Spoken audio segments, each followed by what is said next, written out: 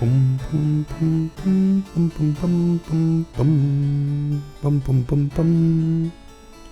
bum bum bum bum bum bum.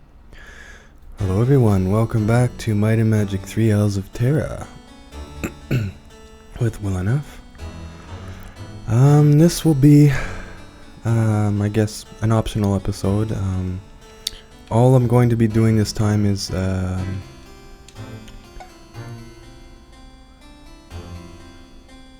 arena battles. Where am I on the map? I am outside the bank here. I think we wanted to visit the bank, but it was closed last episode. So yeah, I'm just gonna get right into the arena, and I'm gonna do maybe like 30 minutes of arena battles. I have a virtual meeting in less than an hour, so I'll make this pretty quick. So the arena, I went in the arena once in a previous episode, but it's basically, you can get there from the mirror. I think that's the only way to get there actually. No, there's teleporters in the end game that bring you here, but yeah. You can get here by saying arena. And so you go to any one of the four corners, and he'll ask you if you want to do battle. If you say no, it teleports you back to Fountainhead. If you say yes, it will spawn random enemies, a random number of random sorts of enemies. Now the enemies that spawn are dependent on the arena level you're at. So this is arena 2. We defeated arena level 1 in a previous episode. We're gonna see if we can get maybe to arena level 20. So basically you can spawn with any, so each level has a boss quote unquote enemy, a new enemy that you haven't encountered yet, that will spawn just one of those. And once they spawn, any subsequent arena battles can contain that enemy as a normal enemy in any amount. And yeah, so it increases the pool of enemies each time you go. So arena win 2, you have served Bellum well. Return again to face another challenge, and you get the experience for killing the enemies plus extra experience for defeating this level. And I think you get gold and gems drops from the enemies, and items, I don't know if they drop or not. So basically I'm just going to be going through over and over again. Now it's actually quite a big arena, and you can spend a lot of time going, searching for your enemies. But there is one path that you can do that's very efficient, that has the least number of steps, basically the minimum necessary number of steps to encounter every enemy. Now this guy might be the boss of this level, the Moose Rat. I think he's probably the boss, but he's no challenge. We can probably do up to like arena level 12 with no problems at all.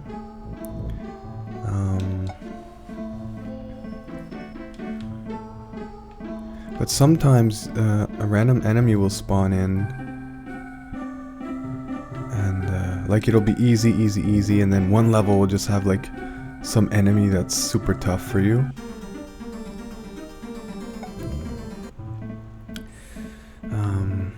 Yeah, that's how it is. So I used to do my own route that was pretty efficient, only doing part of it, but I read someone online posted posted the most efficient route, and I've been doing that ever since, and it's so much faster. You can pound through these like nothing, these arenas like nothing.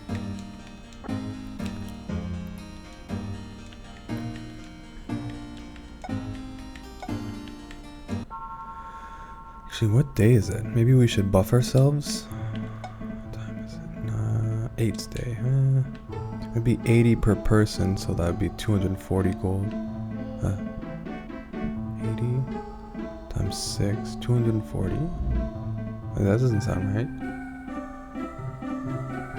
No, like 360 gold. There you go. That's still not right. 6, 80 times 530 gold. Yeah, that's more like it. Anyway, yeah, my math is not computing at the moment. So basically what you want to do, you're facing north. Basically what you do is you kill any enemies that spawn in front of you, turn to the right once, turn east, kill any enemy that's there, walk 4 steps this way. Walk 4 steps this way. And then 5 steps this way. So I don't see the boss here. Ah, there's the boss. It's probably one of those fungus. 5 steps this way, and you're done. That was a very easy.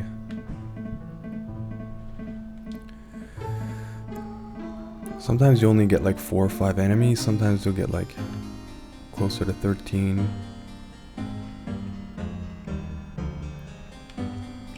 Yeah. That's the arena for you. And as you go through the arena too, you'll notice, if you check in your awards, it will tell you how many arena kills you have. 4 arena wins. And so how the arena works is, let's say you have one person that has 10 arena wins and the rest have like 9. I think it goes by the highest, the one who has the highest amount of arena wins. So like if one person has 50, let's say, and the others have 0, you'll always get the level 50 arena.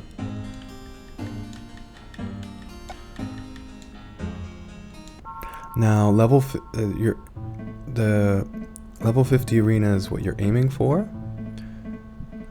Well, they say that basically if you ask one of the bartenders to give you a tip or discussion, he will tell you. That's probably the boss here, zombie. Skellies. He'll tell you nobody has ever won 50 arena wins. So it's kind of like a milestone to complete. And so I won't tell you what happens at 50 arena wins. You could probably check it up if you want, but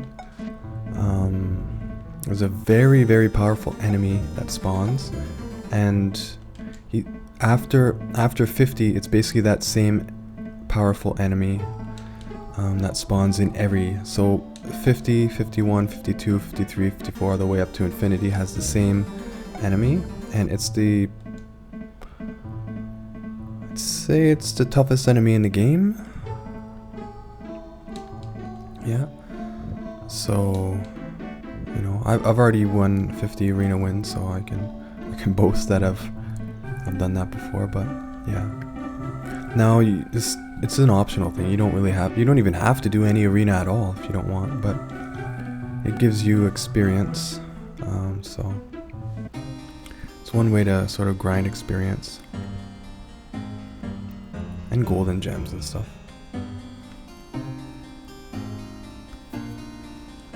Actually, I don't think you get golden gems. I haven't been paying attention, but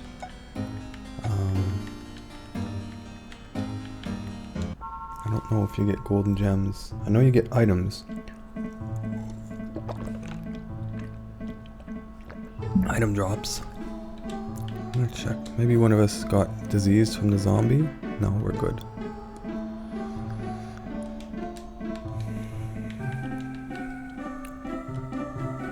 Yeah. So once again, if you find this stuff boring, it's completely optional. You can just skip this episode. I'm just gonna do a whole bunch of arena battles.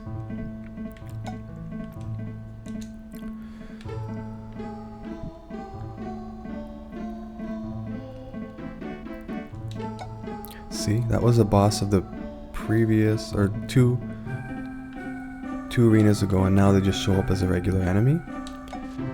This time we might get something like, what are we, arena 6? We might have an ogre or something. Oh, a candle. Candle creep. I think ogres show up around level 10.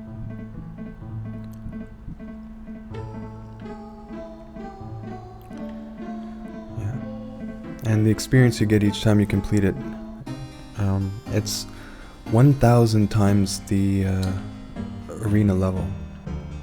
So like at level 50 you'll get 50,000 experience.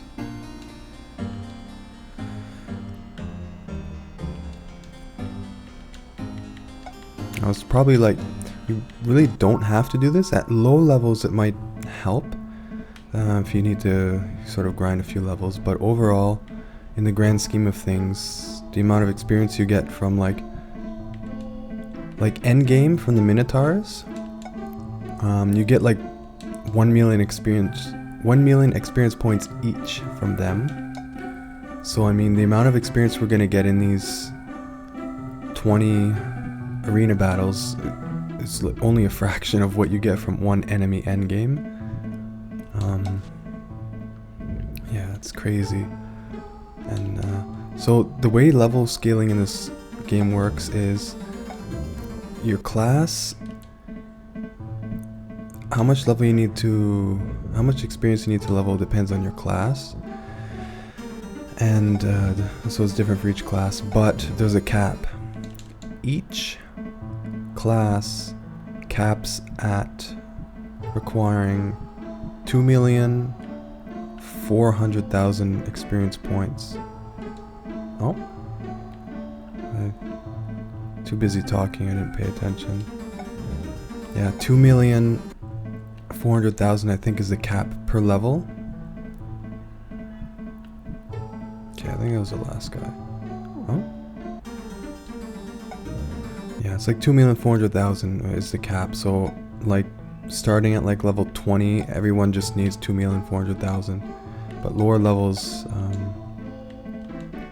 yeah, so like defeating 3 Minotaurs will boost you by like 3 levels. Oops, what did I do? Wizard Eye? Oh, we didn't have Wizard Eye on anyway, but you can see it's just a really boring map.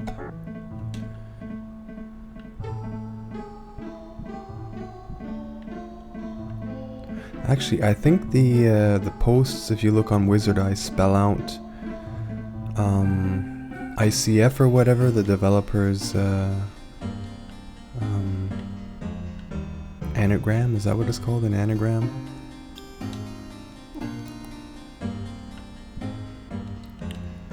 But yeah.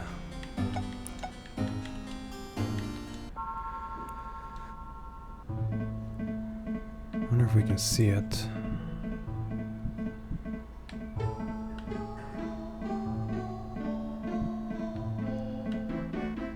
There's stuff built into the sort of the, oh, maybe here?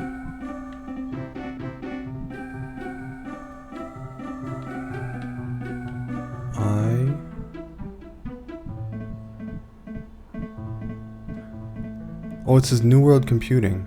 No? I don't know. It looks better on like if you have an actual drawn map, you'll see. Oh no. Oh no. Oh no. You get ambushed by friggin'. Okay. We took out the screamers in the first, before they could hit us. Screamers are the worst enemies in this game. Well, I wouldn't say the worst. Well, worst subjectively, but when I'm Ninja, that's probably the boss of this level. What I mean by worst is the most annoying enemy. Well, if not the worst, they rank up there. Later in the game, you get to fight ectoplasms, and those ones, If you hit them with your weapon, it breaks your weapon. Like one strike and your weapon's broken. And the funny thing with this game is you don't notice your weapon is broken until you look in your inventory. Like, you'll be like, oh, let's sell stuff. Or maybe you'll notice you're not doing a lot of damage. You're just like punching things. But yeah, those are kind of annoying because you basically want to take them out with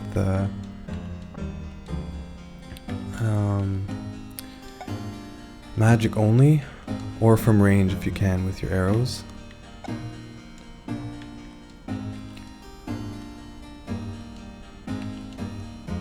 I'm just healing up, you never know. Should be okay at least till like level 14, 15, and then we should start seeing some tougher enemies. I know there's a Cyclops around level 15 to 20, I think, and the Cyclopses are kind of nasty. You'll probably take one out, but they're still pretty nasty.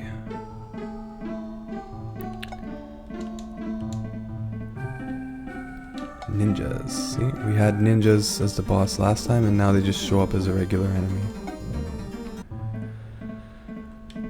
And you encounter every enemy in the game in here once. Except for like unique or boss enemies. Well, there's a few unique enemies that spawn, like the level 50 enemy. You only find him once, one part of the game, and or in here too, but that's an optional fight as well. Yeah, there's guides that I don't know if we went 4 steps or not. No, we didn't. Okay. Yeah, there's guides that will show you like all the bosses for every level. So, Magic Mantis.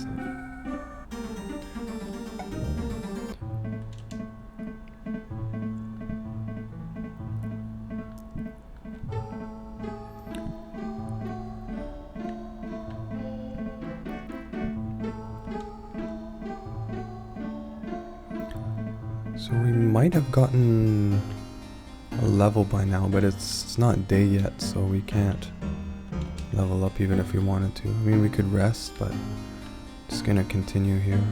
We go for another 20 minutes, I suppose, and then I'll have to get ready for my virtual meeting. 15-20 minutes.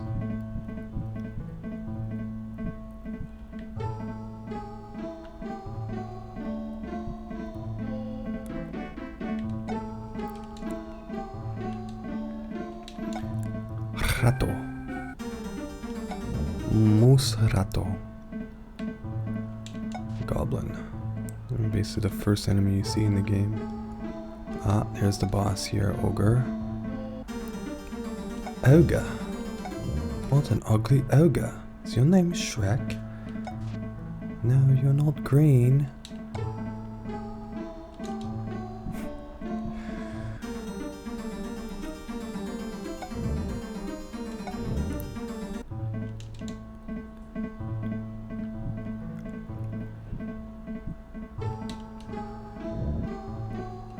Really?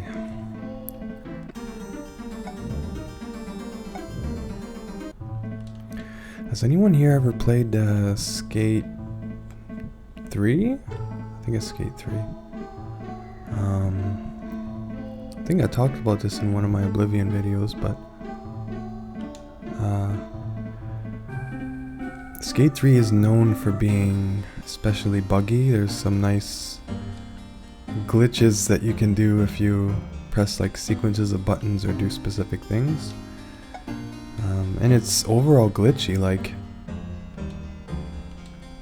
I was just playing the game and I saw like people spawning out of the wall and people running into the wall disappearing, people spawning out of nowhere, and like, it's really strange. I have a couple of oh, it's a new day. We don't need Wizard Eye anyway. Yeah, I have 2 skate glitch videos. Skate 3 glitch videos. But I like the game overall. I think, like I played Tony Hawk Pro Skater 3 on the N64. Nintendo 64. Oh no. Screamer. There you go. And I like that game, but its controls are easy. Skate 3, the controls are harder, I find, but it's more realistic. It feels more realistic, and it sort of has that challenge. Like Tony Hawk Pro Skater 3, I could do like these wicked long combos, and you basically like press one button, a bugaboo. So we're starting to get into a bit tougher enemies here. Or not. Pretty much one-shotted it. It's the challenge is there, and it feels more like realistic skating, because skateboarding is not easy. I used to skate for a few years, just as a personal hobby, nothing. I never got super good or anything like that, but I started to get a feel for like doing a couple tricks and that. But yeah, skateboarding is really hard, and Skate 3 feels hard too. It's hard to land combos, and it's more precise. Like I find like Tony Hawk is more sticky. Like you can just like sort of just be near the ramp and press the button and you sort of grind it. But in Skate 3, you gotta be a lot more precise.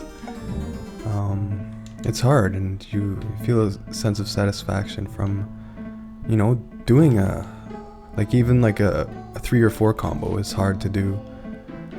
Like do a flip trick to grind, to flip trick onto a manual, and then, you know, land. It's hard to do that. In Tony Hawk, I could do like 10 move combos, no problem. 12 move combos. Yeah. No, phase head. That's the boss here. See, bugaboos are a lot harder than phase heads.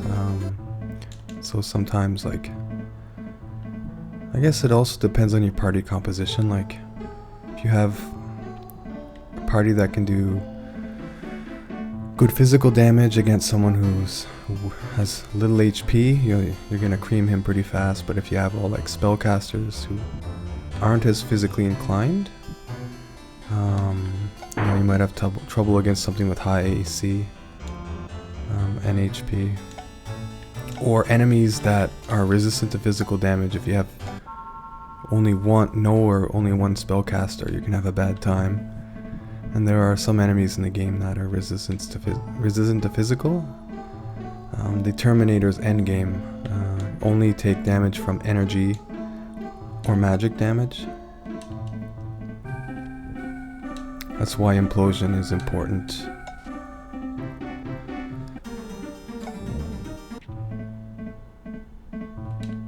A bubble man. A man.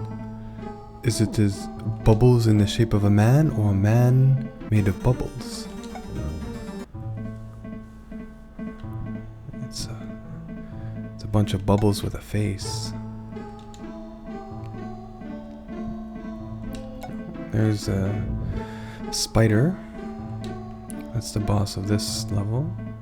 So we're still good. I think up to like level 16 to 18 should have not much problem. But around there you start getting a couple tougher enemies.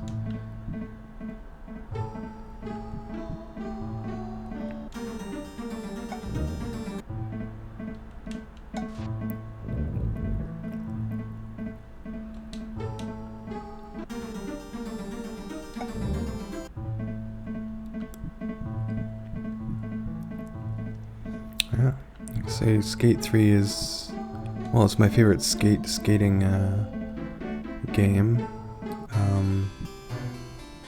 So check if we leveled up. Is it one of my favorite games of all time? Probably not top 10, but it's fun. I like to just mess around and stuff in there. Oh, yeah. You can only go to level 10 in this here. Yeah, it's fun. I like it. It's more realistic and grounded. Like Tony Hawk is more like craziness. You can do like a bunch of unrealistic stuff.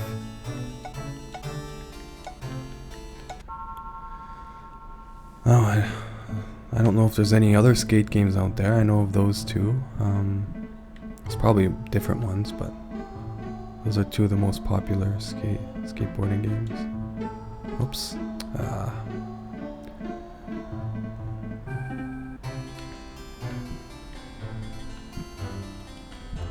Okay, what are we at? Arena.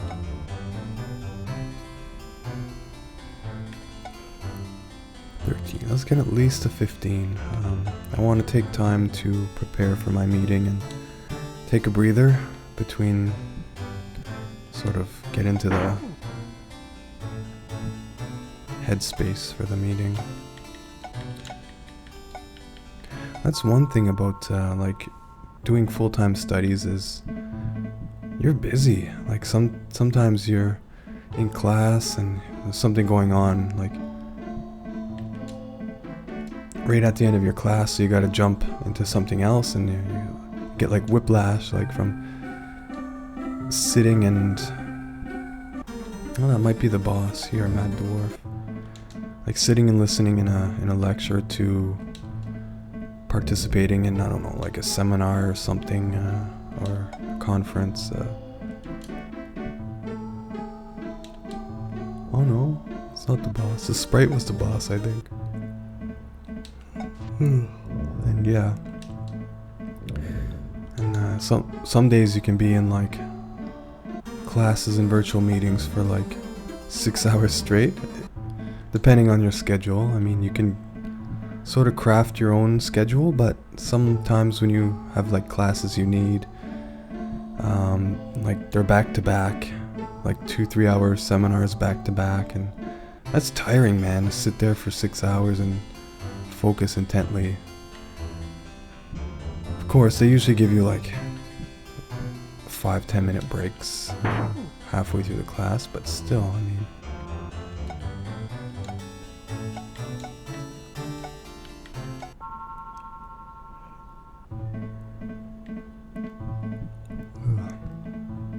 I find it always when I participate in like group discussions, I find it cognitively demanding on me.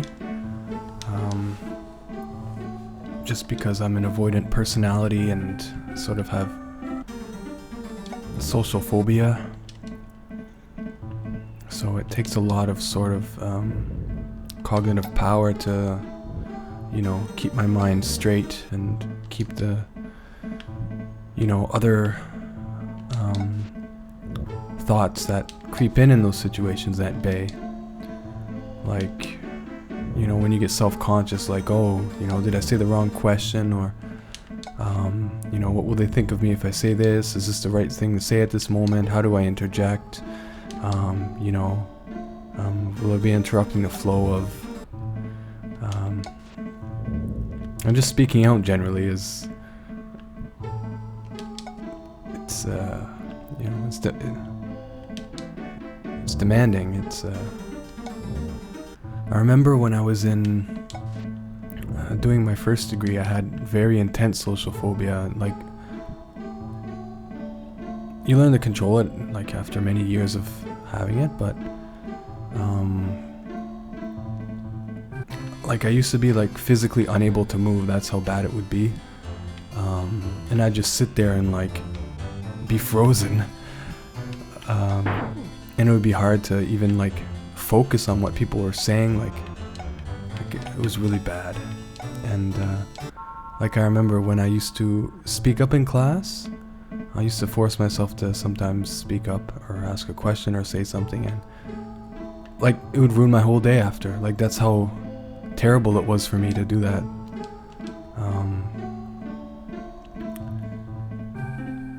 Like, my heart would like start pounding in my chest like so hard, and like my mind would go blank, and I'd start to like have tunnel vision, and like, I had like social phobia, like bad, and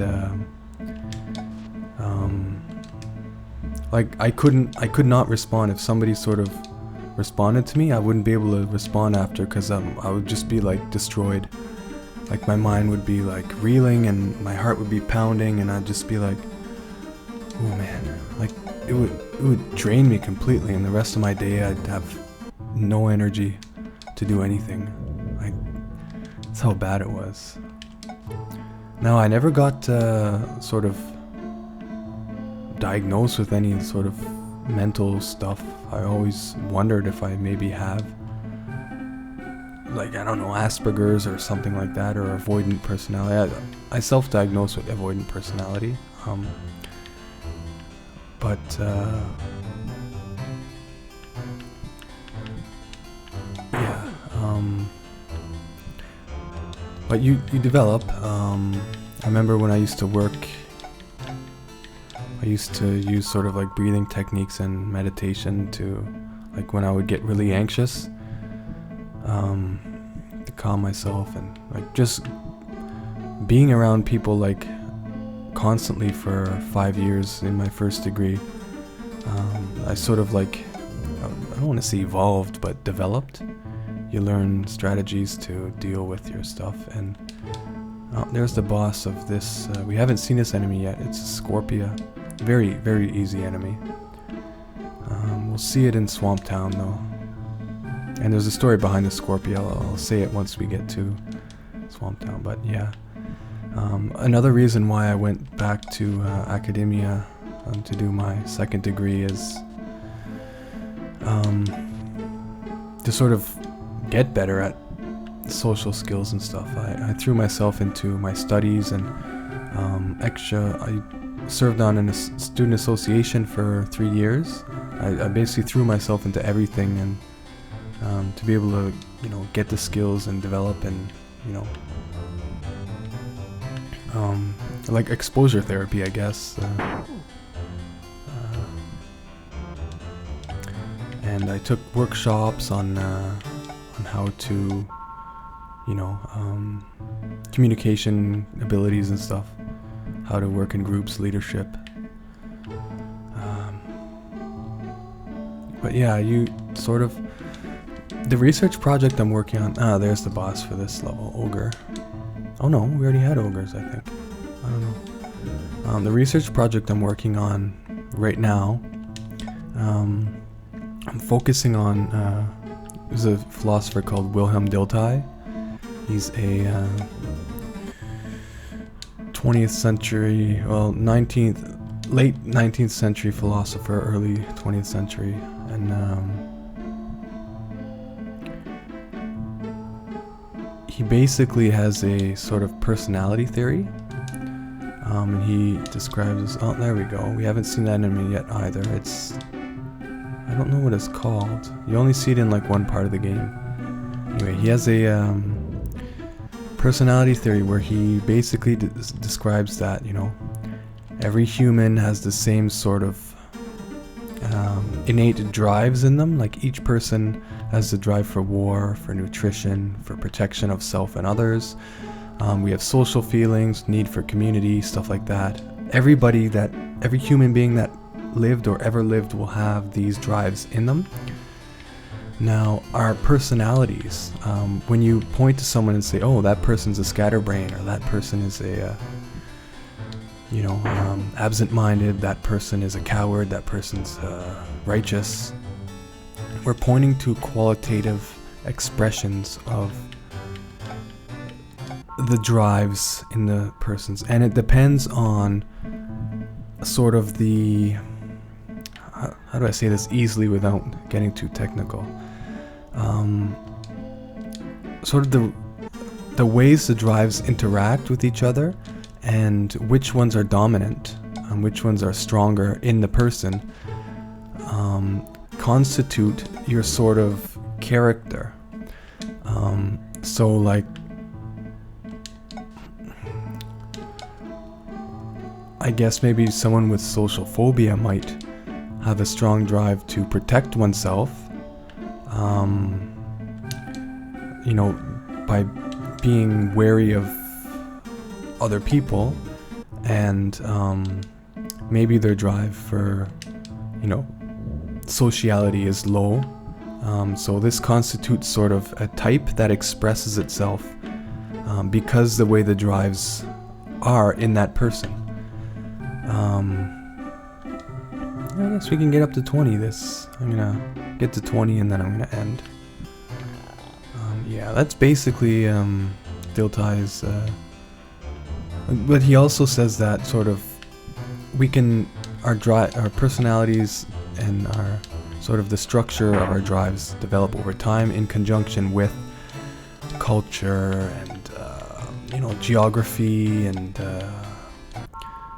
society, and you sort of interact with society, which develops our values, and our values impose ourselves on which drives. Like if a society values political businessmen, you might drive to, even though you have social phobia, you might have a strong drive to speak in front of people, and it might overpower your ability, your social phobia. So in that way, your drives can sort of constitute your personality, and within different geographical areas and cultures, you see different types expressed, different sort of, like, say if you go to Brazil, you might see, people are warm and but if you go to like a big city in America, people are cold and distant. This is a bit of a tough monster. He shoots fire, so we're gonna protection from elements.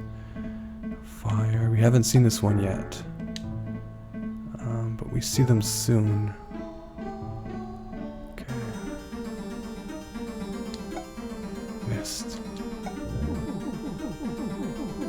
Okay, not too bad. Yeah. So that's basically.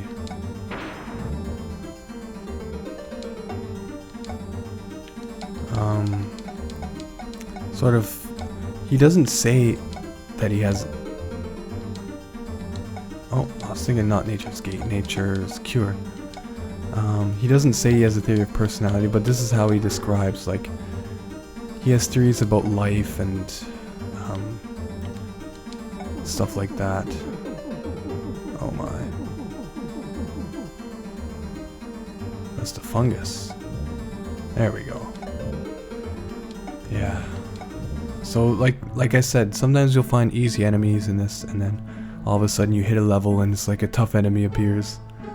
Like I think the mini dragon is kind of like a milestone. Once you hit level 20 of the arena, it's sort of like, either you beat him or you have to like sort of leave, level up on your own and come back and try it.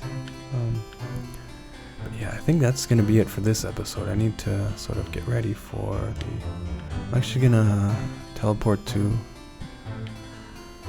Baywatch and level there. See who we can level up.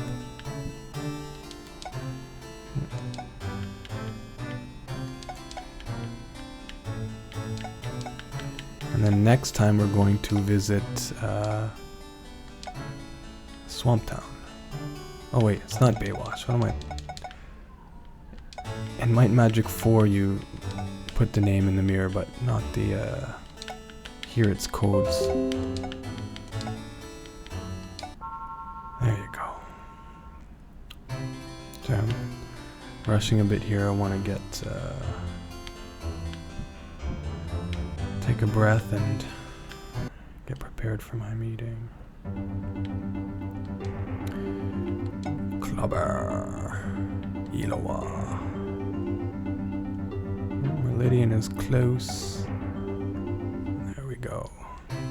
Let's rest. Check our stats here.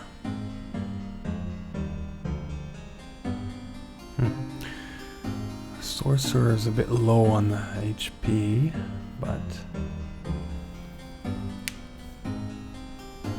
other than that, I think we're making some progress. He has a whole lot of armor class, though. It's gonna help him against physical resistance, at least. Oy. Yeah, that'll be it for this episode. If you watched the entire episode, kudos to you. Thank you for the dedication. And I guess we'll see you next time for another episode of Might Magic 3 Owls of Terra.